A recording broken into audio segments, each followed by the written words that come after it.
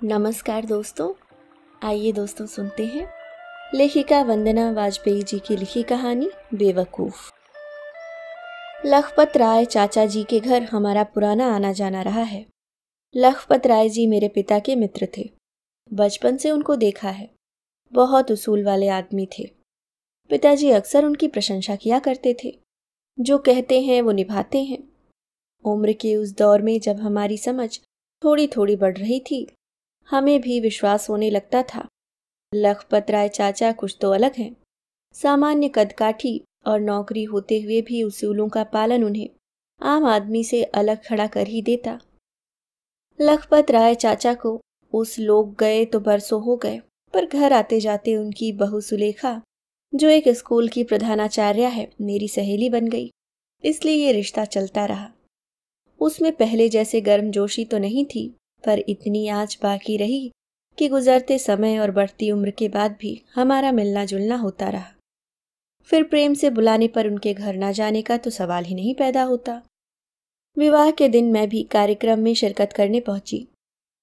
मंगल गीत, द्वारचार, मेहमानों की आवभगत से पूरा माहौल खुशनुमा था।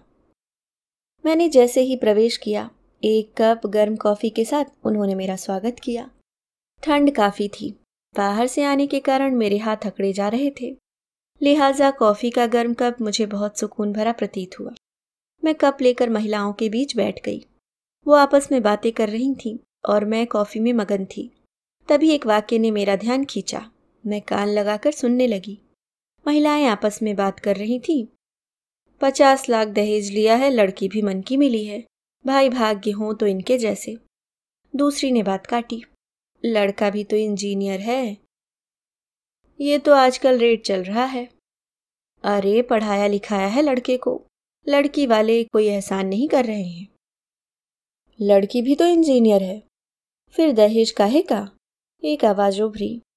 अरे ये तो परंपरा चली आ रही है। वैसे कुछ परंपराएं टूट भी रही हैं, पर ये नहीं टूटेगी।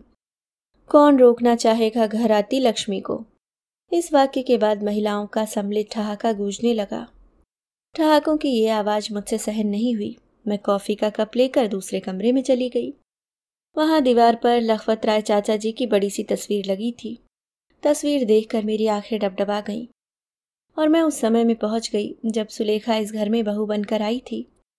सुलेखा की शादी लखपत राय जी के इकलौते बेटे श्याम से हुई थी। सुलेखा गरीब परिवार से थी। उनके पिता दहेज देने की स्थिति में नहीं थे। श्याम, जो मुझसे कुछ महीने छोटा है, नया नया इंजीनियर बना था। उसके बहुत सारे रिश्ते आ रहे थे। लोग ढेर सारा दहेज देने को भी तैयार थे, पर चाचा जी ने गुणों के आधार पर सुलेखा को चुना। सुलेखा के पिता चाचा जी के पैर पड़कर बोले, मैं केवल बेटी दे सकता हूँ। चाचा जी ने उन्हें गले से लगा लिया और कहा, हमें सिर्फ बेटी ही चाहिए। मैं दहेज प्रथा का विरोधी हूँ। परंपरा के नाम पर दिया जाने वाला दहेज मुझे स्वीकार नहीं। इन सड़ी गली परंपराओं को तोड़ना ही चाहिए, जिसमें किसी बहू की औकात पिता द्वारा दिए गए दहेज से तय हो। अब एक नई परंपरा बनेगी, जब बेटा बहू एक समान माने जाएंगे। चाचा जी ने ऐसा ही किया। सुलेखा सिर्फ अपने सूटकेस में मात्र कुछ कपड़े लेकर आई। ससुराल उसका दूसरा मायका बन गया। उसे वही अधिकार प्राप्त थे जो घर की बेटियों को थे। उस जमाने में जब हम ससुराल में माथा दिखने तक का नहीं सोच सकते थे, सुलेखा सर पर पल्लू भी नहीं लेती। सुलेखा आगे पढ़ना नहीं चाहती थी, पर चाचा जी ने उसकी शिक्षा पूरी कराई। उनका मानना था कि शिक्षा के माध्यम से ही आवाज में वो ताकत आती है कि गलत का विरोध किया जा सके। उन्होंने ही सुलेखा की नौकरी भी लगवाई। सुलेखा आराम से नौकरी कर सके, इसके लिए उन्होंने बहुत त्याग किए। उन्होंने घर में बच्चों की देखभाल की जिम्मेदारी खुद ले ली। तब तक उन्हें दिल की बीमारी लग चुकी थी। बच्चों के बीच भागते दौड़ते बहुत थक जाते, पर मजाल है कि उफ करते। कई बार लोग उन्हें समझाते, पर वो हंसकर इतना ही कहते, हमें अपनी बहू बेटियों को बाहर आराम से काम करने देने के लिए घर का वातावरण बेहतर बनाना होगा। परिवार समाज की छोटी इकाई है, समाज यहीं से बदलेगा। एक दिन पता चला कि हृदयघात के कारण चाचा जी का निधन हो गया। मैं भी बच्चों को लेकर रोती कलपती पहुंची। चाचा जी के चेहरे पर बहुत शांति थी। उन्होंने समाज को बदलने का अपने हिस्से का योगदान दे दिया था। अब ये बीड़ा अगली पीढ़ी को उठाना था, पर शायद अभी एक काम बाकी था। श्याम ने बताया था कि चाचा जी कह गए हैं कि उनकी 13वीं पर खर्च होने वाला धन अनाथालय को दे दिया जाए। मेरे झरते आंसुओं के बीच मेरी नज़रों में चाचा का कद और ऊंचा हो गया। धीरे धीरे मेरा मैका जाना कम होता गया और सुलेखा से मिलना भी। आज इतने दिनों बाद मिलने का मौका भी मिला तो ये जानकर मन दुखी हो उठा कि वो चाचा जी के आदर्शों से विमुख हो रही है। मैं अपनी सोच में मगन थी, तभी सुलेखा उस कमरे में आई। मुझे देखकर बोली, देखो ये शेरवानी भेजी है मेरे बेटे के लिए। इतने धनवान है पर देने का दिल नहीं है। चाहते हैं सेंटिमेंट में दामाद मिल जाए। अब मैं अपने को रोक ना सकी। मैंने सुलेखा का हाथ पकड़ कहना शुरू किया, सुलेखा ये तुम क्या कर रही हो? तुम्हें पता है ना, चाचा जी तुम्हें बिना दहेज के लाए थे।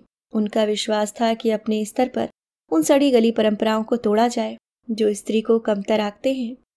और फिर चाचा जी ने कितना कुछ नहीं किया तुम्हारे लिए, और तुम उन्हीं के घर में, उन्हीं की तस्वीर के नीचे, उन्हीं के उसूलों को तोड़ रही हो।